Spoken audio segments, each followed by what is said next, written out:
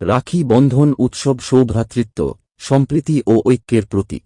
১৯০৫ সালে বঙ্গভঙ্গের সময় কবিগুরু রবীন্দ্রনাথ ঠাকুর রাখি বন্ধনের মাধ্যমে ধর্মবর্ণ নির্বিশেষে সকল মানুষকে ঐক্যের বন্ধনে আবদ্ধ হওয়ার বার্তা দিয়েছিলেন।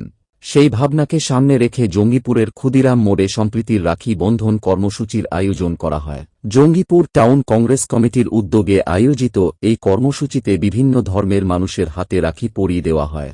পাশাপাশি সকলকে লাড্ডু খাইয়ে দেওয়া হয় সম্প্রীতি ও ঐক্য অটুট রাখার বার্তা। কর্মসূচিতে উপস্থিত ছিলেন জঙ্গিপুর টাউন কংগ্রেস কমিটির সভাপতি মোহন মাহাতো সহ দলের অন্যান্য নেতাকর্মীরা। মোহন মাহাতো বলেন, গত এক দশক ধরে দেশের বিভেদকামী শক্তি মাথাচাড়া দিয়ে উঠেছে। ধর্মীয় বিভাজনের মাধ্যমে মানুষের মধ্যে বিভেদ সৃষ্টি করে সম্প্রীতির পরিবেশ নষ্ট করার চেষ্টা চলছে। তিনি আরও বলেন, কংগ্রেস নেতা রাহুল গান্ধী সাগর থেকে পাহাড় পর্যন্ত পদযাত্রার মাধ্যমে সম্প্রীতির বার্তা দিয়েছেন।